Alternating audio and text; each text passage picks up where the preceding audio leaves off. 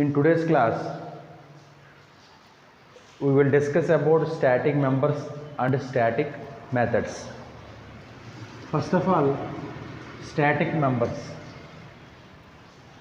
Members అన్న variables అన్న ఒకటే. మనం క్లాస్ని రాసుకునేటప్పుడు క్లాస్ నేమ్, కర్లీ బ్రేస్, ఇక్కడ స్టాటిక్ డేటా టైప్,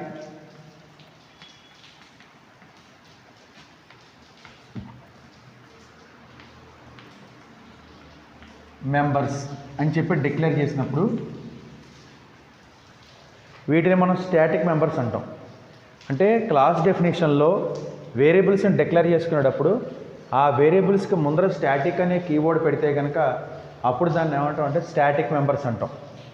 ఓకే, మనం ఇదివరకు 3 రకాల వేరియబుల్స్ చెప్పుకున్నాం. ఒకటి లోకల్ వేరియబుల్స్, రెండోది ఇన్స్టెన్స్ వేరియబుల్స్, మూడోది class variables.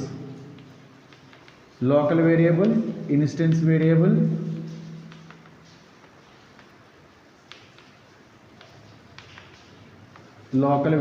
Instance variable and class variable, 3 రకాల వేరియబుల్స్ చెప్పుకున్నాం. వేరియబుల్స్ ఏవైతే మెథడ్లో డిక్లేర్ చేస్తామో అలా మెథడ్లో డిక్లేర్ చేసిన వేరియబుల్స్ని ఏమంటాం అంటే లోకల్ వేరియబుల్స్ అంటాం.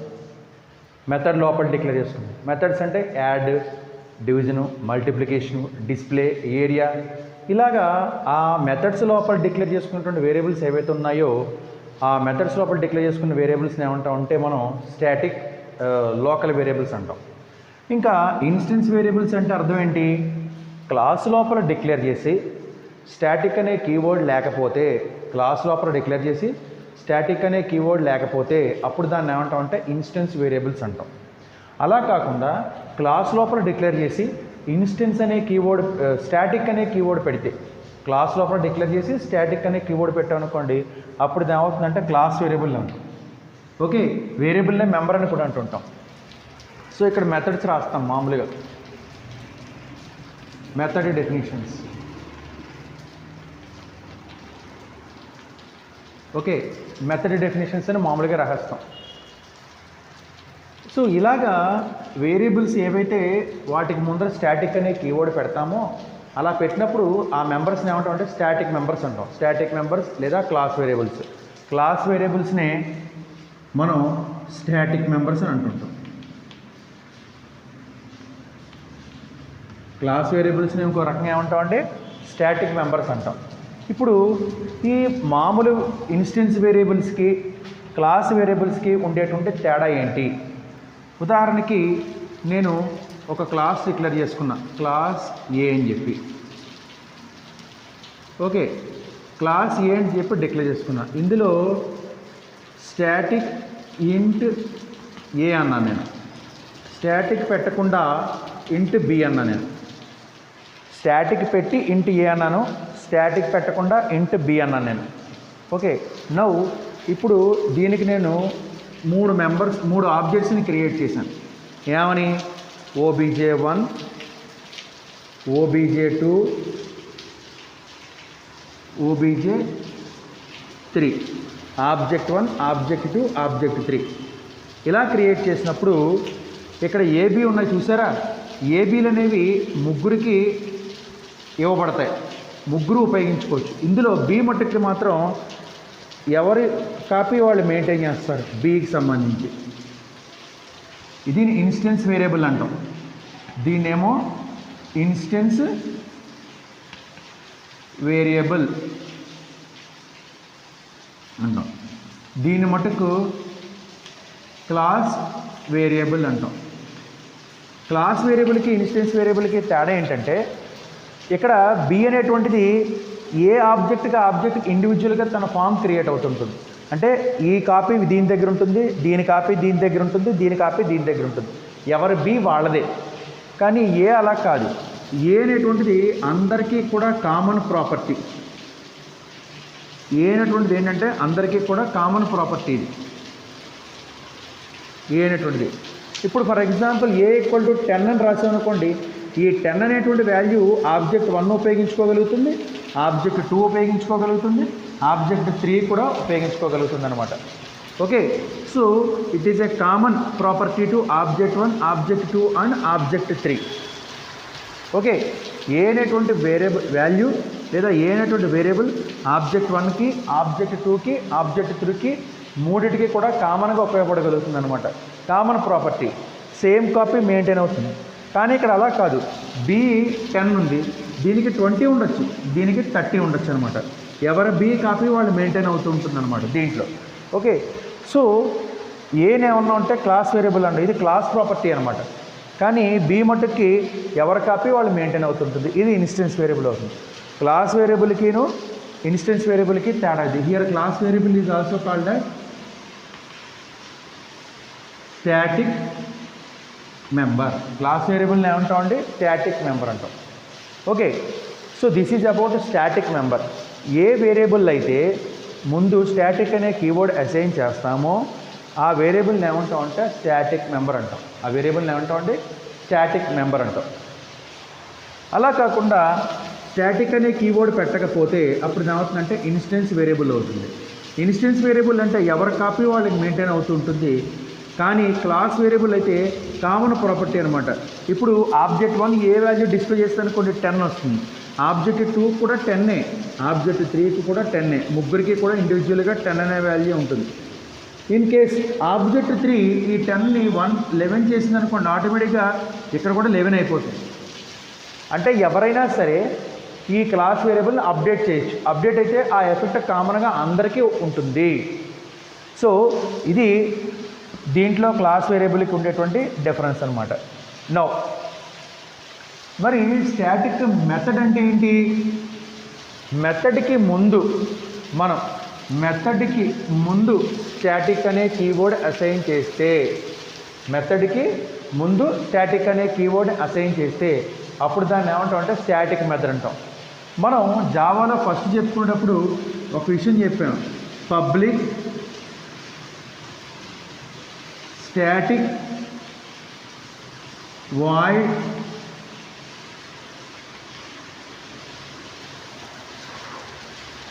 మెయిన్ అని చెప్పి. సో ఇక్కడ స్టాటిక్ రాస్తాం మెయిన్ ముందు. ఎందుకు రాస్తాం?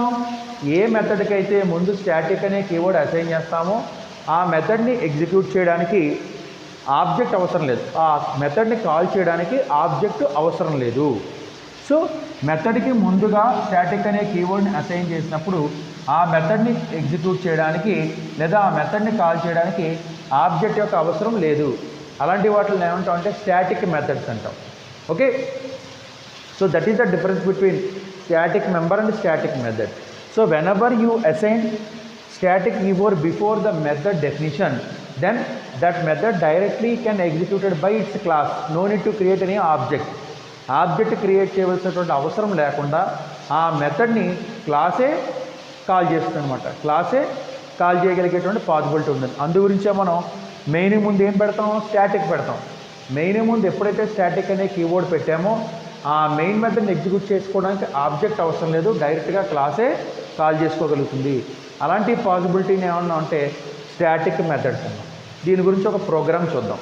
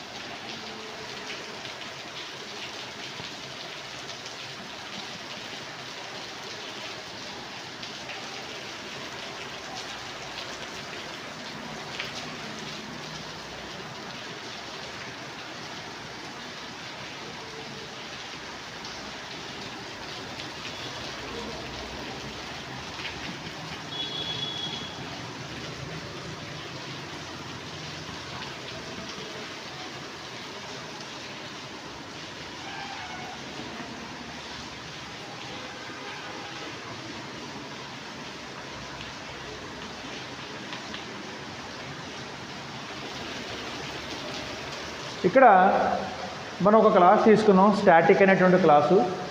దీంట్లో ఎక్స్ అనేటువంటి ఒక మెంబర్ని డిక్లేర్ చేసాం. రెండు మెథడ్స్ ఉన్నాయి, ఒకటి గెట్ డేటా, రెండోది ఏంటి ప్రింట్ డేటా. గెట్ డేటాకి ముందు ఏం పెట్టాము, స్టాటిక్ అని పెట్టాం. ప్రింట్ డేటాకి ముందు ఏం పెట్టాం, స్టాటిక్ అనే కీబోర్డ్ పెట్టాం. సో గెట్ డేటాలో ఎక్స్కి 10 అనే వాల్యూ అసైన్ చేసాం. నెక్స్ట్ ప్రింట్ డేటాలో ఏం చేసాం అంటే ఎక్స్ యొక్క వాల్యూని ప్రింట్ చేసాం. ఇప్పుడు ఇంకొక క్లాస్ తీసుకుందాం, క్లాస్ మై స్టాటిక్.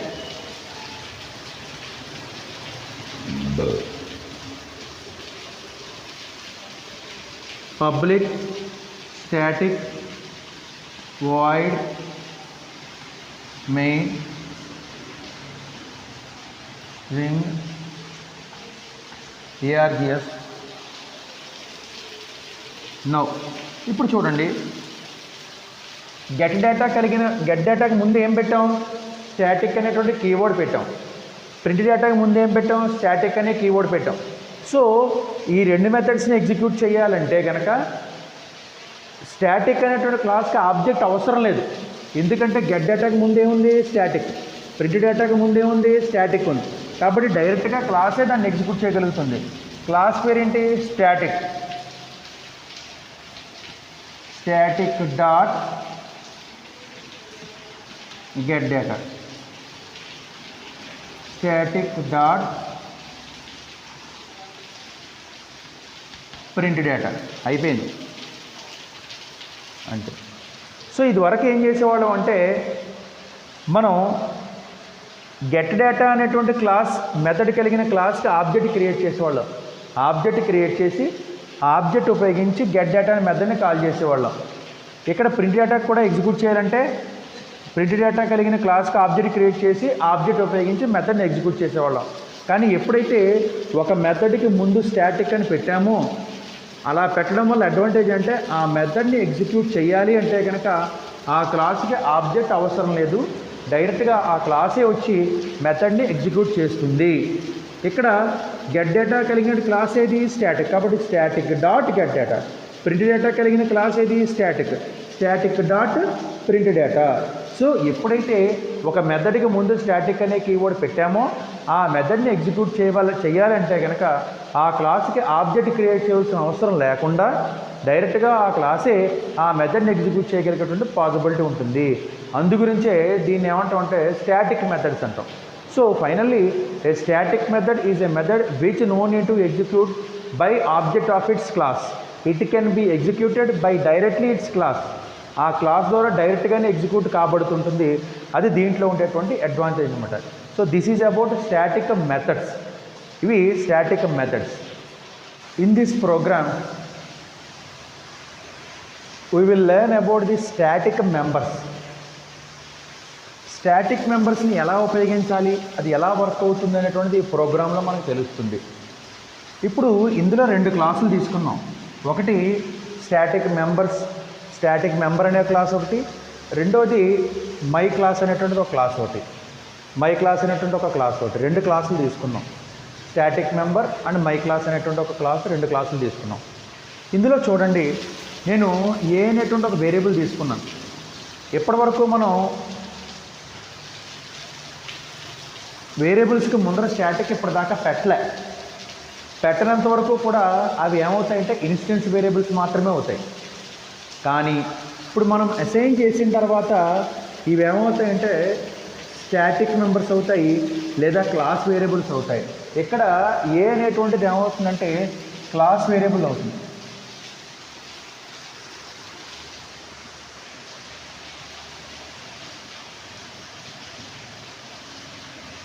ఏ అనేటువంటిది ఏమవుతుందండి, this is called as a class variable.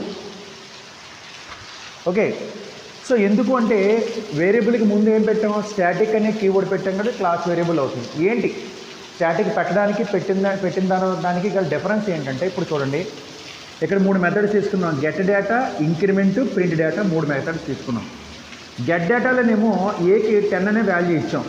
ఇంక్రిమెంట్లో ఏం చేసామంటే ఇంక్రిమెంట్ అనే మెథడ్ని కాల్ చేసినప్పుడల్లా ఏ వాల్యూ ఎంత ఉందో ఆ ఏ వాల్యూ ఒకటి ఇంక్రిమెంట్ అవుతూ ఉంటుంది, ఒక్కొక్క వాల్యూ ఇంక్రిమెంట్ అవుతూ ఉంటుంది. ప్రింట్ డేటా అయితే ఆ ఏ వాల్యూ ప్రింట్ చేస్తుంది. ఇది ఈ క్లాస్కి సంబంధించినటువంటి మెథడ్స్. ఇప్పుడు ఈ క్లాస్లోకి రండి. నేను స్టాటిక్ మెంబర్ అనేటువంటి ఒక క్లాస్కి 3 రకాల ఆబ్జెక్ట్స్ని క్రియేట్ చేశాను. S1, S2, S3. ఇవి ఏంటంటే ఆబ్జెక్ట్స్. ఈ 3 కూడా ఆబ్జెక్ట్స్. S1, S2, S3 3 కూడా ఆబ్జెక్ట్స్. ఫస్ట్ S1 ఒకటి ఏం చేస్తుందంటే గెట్ డేటా అనే మెథడ్ని కాల్ చేస్తుంది. గెట్ డేటా అనే మెథడ్ని కాల్ చేసినప్పుడు ఏ వాల్యూ ఎంత అవుతుంది? ఏ వాల్యూ 10 అవుతుంది. ఓకే, ఇది కామన్ ప్రాపర్టీ కదా. ఇంకో కామన్ ప్రాపర్టీ ఏ వాల్యూ 10 అయింది. First S1 dot get data అన్నప్పుడు ఏ వాల్యూ ఎంత అయింది? 10 అయింది. ఇప్పుడు ఈ a value 10 next S1 dot increment అన్నాం. 10 ప్లస్ అంటే ఏ ప్లస్ ప్లస్ 10 వల్ల ఎంత అవుతుంది? ఇంకో 11 అవుతుంది.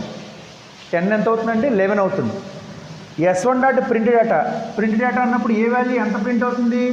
ఏ ఈక్వల్ టు 11 ప్రింట్ అవుతుంది. ఇది S1 అనే ఆబ్జెక్ట్కి. ఇప్పుడు ఇంకొక ఆబ్జెక్ట్ క్రియేట్ చేశాను. S2 అనేటువంటి ఒక ఆబ్జెక్ట్ క్రియేట్ చేశాను. క్రియేట్ చేసి S2 డాట్ ఇంక్రిమెంట్ అన్నాను. ఒక మెంబర్కి ముందర స్టాటిక్ పెట్టకుండా ఉండుంటే ఏ వాల్యూ మళ్ళీ S2లో ఇవ్వాలి ఖచ్చితంగా, లేకపోతే 0 ఉంటుంది.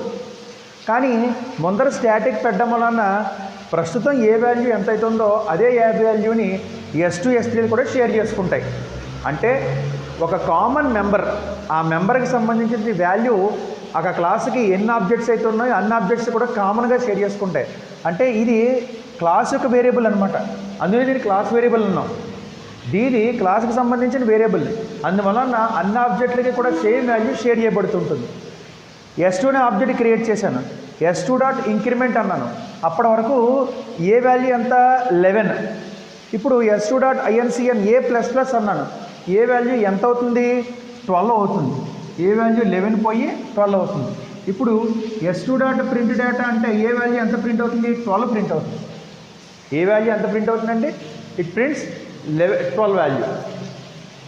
ఓకే, 12 అనే వాల్యూ ప్రింట్ అవుతుంది. నో ఇప్పుడు మళ్ళీ S3 అనే ఆబ్జెక్ట్ క్రియేట్ చేశారు.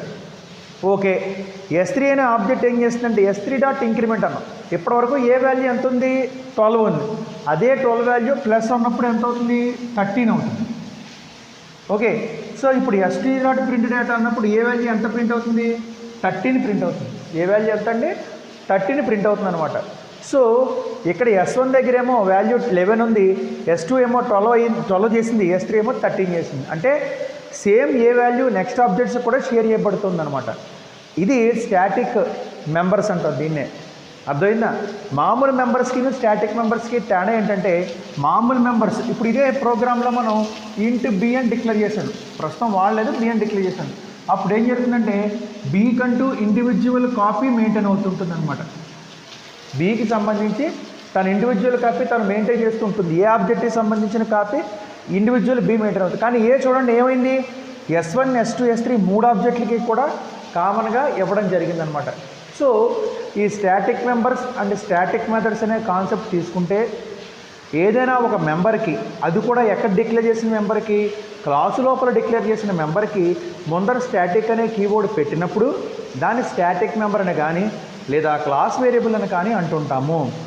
అలా పెట్టినప్పుడు ఏం జరుగుతుంటుందంటే ఆ మెంబరు అన్ని ఆబ్జెక్ట్స్కి కూడా కామన్ ప్రాపర్టీగా వ్యవహరిస్తుంది. అంటే దాన్ని క్లాస్ వేరియబుల్ అంటాము. ఇన్స్టెన్స్ వేరియబుల్ అంటే ఇంకో ఇవి బి అనేది ఇన్స్టెన్స్ వేరియబుల్ అవుతుంది. అంటే ఏ ఆబ్జెక్ట్కి సంబంధించిన ఆబ్జెక్టు తను ఇండివిజువల్గా ప్రాపర్టీని మెయింటైన్ చేస్తూ ఉంటే అప్పుడు దాన్ని ఇన్స్టెన్స్ వేరియబుల్ అంటాం. ఏ ప్రాపర్టీ అయితే అన్ని ఆబ్జెక్ట్స్కి కలిపి కామన్గా మెయింటైన్ చేయబడుతుంటుందో అప్పుడు దాన్ని ఏమంటాం అంటే క్లాస్ వేరియబుల్ అంటాము. ఇది కామన్ ప్రాపర్టీగా వ్యవహరిస్తుంటుంది. అదే మెథడ్కి పెట్టినప్పుడు ఏం జరుగుతుందండి? మెథడ్కి ముందర స్టాటిక్ పెట్టినప్పుడు ఆబ్జెక్ట్ అవసరం లేకుండానే డైరెక్ట్గా ఆ క్లాసే ఆ మెథడ్ని కాల్ చేయగలిగేటువంటి అవకాశం ఉంటుంది అన్నమాట. అలాంటప్పుడు దాన్ని ఏమంటాం అంటే స్టాటిక్ మెథడ్ అంటాం. ఇక్కడ మనం తీసుకున్నటువంటి 2 క్లాసులు డయాగ్నోసిస్ చేద్దాం.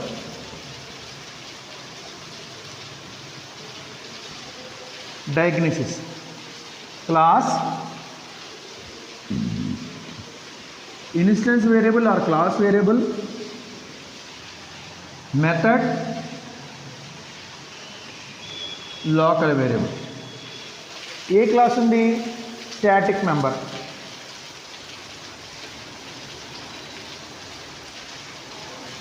నెక్స్ట్ దీంట్లో వేరియబుల్ ఏంటి, ఏబీలు రెండును, a B.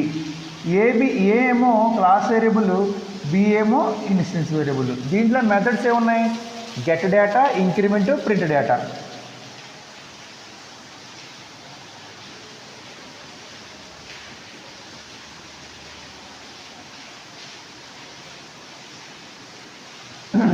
Get data, increment, మూడోది ఏంటండి ప్రింట్ డేటా. లోకల్ వేరియబుల్స్ ఏమీ లేవు దీంట్లో, ఎక్కడ ఏం తీసుకోవాలి. ఇంకా అది తీసుకోండి, మై క్లాస్ తీసుకుందాం. మై క్లాస్లో ఇన్స్టెన్స్ వేరియబుల్స్, క్లాస్ వేరియబుల్స్ ఏమీ లేవు. మెథడ్ ఏంటి, మెయిన్ మెథడ్. లోకల్ వేరియబుల్ కూడా ఏం ఉపయోగించాల. ఓకే, దీనికి మీరు ఖచ్చితంగా ఈ ఎగ్జాంపుల్ గుర్తుపెట్టుకోవాలి, ఈ ఫార్మాట్ గుర్తుపెట్టుకుని తీరాలి. ఓకే, స్టాటిక్ మెంబర్ అనే ఒక క్లాస్ తీసుకున్నాను. ఈ క్లాస్లో ఒక స్టాటిక్ మెంబర్ని డిక్లేర్ చేశాను, ఏ అనే మెంబర్ని. ఎప్పుడైతే ఒక వేరియబుల్ని స్టాటిక్ మెంబర్ కింద డిక్లేర్ చేశానో దాన్ని క్లాస్ వేరియబుల్ అని అంటాము. ఆ క్లాస్ వేరియబుల్ ఈ క్లాస్కి డిక్లేర్ చేయబడినటువంటి లేదా ఈ క్లాస్కి డిఫైన్ చేయబడినటువంటి ఎన్ని ఆబ్జెక్టులు ఉన్నా సరే అన్ని ఆబ్జెక్ట్స్కి కూడా ఒక కామన్ ప్రాపర్టీగా అది ఉపయోగించబడుతుంది. సో ఈ యొక్క వాల్యూని అంటే ఏ అనే వేరియబుల్కి ఏ వాల్యూ అయితే అసైన్ చేసామో ఆ వాల్యూ మిగిలినటువంటి అన్ని ఆబ్జెక్టులు కూడా షేర్ చేసుకోగలుగుతాయి. The remaining all objects can share the same variable. So this is called as class property. దీన్ని ఏమంటుంటే క్లాస్ ప్రాపర్టీ అంటాం అనమాట. ఇది మనం ఖచ్చితంగా గుర్తుపెట్టుకోవాల్సిన విషయం. సో దీంట్లో ఎన్ని ఆబ్జెక్ట్స్ క్రియేట్ చేసాం, S1 అనే ఒక ఆబ్జెక్ట్ క్రియేట్ చేసాం. నెక్స్ట్ S1 ఆబ్జెక్ట్ క్రియేట్ చేసాం, S2 అనే ఒక ఆబ్జెక్ట్ క్రియేట్ చేసాం, S3 అనే ఆబ్జెక్ట్ క్రియేట్ చేసాం. S1 మొదటికి ఫస్ట్ గెట్ డేటా అనే మెథడ్ కాల్ చేసింది. మిగిలినవన్నీ కూడా గెట్ డేటా అనే మెథడ్ని కాల్ చేయలేదు. ఎందుకు, మిగిలిన మెథడ్స్ అన్నీ కూడా మిగిలిన ఆబ్జెక్టులు గెట్ డేటాని కాల్ చేశారనుకోండి, మళ్ళీ ఏ అనే వేరియబుల్ యొక్క వాల్యూ 10 అయిపోతుంది. 10 చేయకూడదు. మొట్టమొదట ఏదైతే ఆబ్జెక్ట్ క్రియేట్ చేయబడిందో ఆ ఆబ్జెక్ట్ మాత్రమే ఏ యొక్క వాల్యూని ఇనిషియలైజ్ చేయాలి. అందుగురించే ఫస్ట్ గెట్ డేటా అనే మెథడ్ని ఎవరి చేత కాల్ చేయబడ్డాను, S1నే కాల్ చేసేలా చేశాను అనమాట. S2 S3 call చేయనివ్వలే. Okay, so S1 మట్టుకు ఏం చేస్తుందంటే గెట్ డేటా దగ్గర దీని ఇనీషియల్గా ఏ వాల్యూని ఏం చేస్తుందంటే 10 చేస్తుంది ఇనీషియల్గా. కానీ ఇక్కడ S1 డాట్ ఇంక్రిమెంట్ అనగానే ఏ వాల్యూ ఎంత అయిపోతుంది, ఆల్రెడీ 10 అని చెప్పి అనుకుంది కదా, 10 + 1 11 అయిపోతుంది. నెక్స్ట్ ప్రింట్ డేటా అంటే ఏ వాల్యూ 11 ప్రింట్ అవుతుంది. ఇక్కడికి S1 పని అయిపోయింది. ఇదంతా S1 చేసిన మ్యానిపులేషన్. ఇంకా S2 క్రియేట్ చేసింది. S2 డాట్ గెట్ డేటా అనలేదు, ఎందుకంటే S2 డాట్ గెట్ డేటా అంటే ఏ వాల్యూ మళ్ళీ 10 అయిపోతుంది, 10 అవ్వకూడదు. S2 డాట్ ఇంక్రిమెంట్ అన్నాను, S2 డాట్ ప్రింట్ డేటా అన్నాను. S2 డాట్ ఇంక్రిమెంట్ అనేప్పుడు ఏ వాల్యూ ఆల్రెడీ ఎంత ఉంది, 11 ఉంది. సో ఏ వాల్యూ ఇప్పుడు ఎంత అవుతుంది, 12 అవుతుంది అనమాట.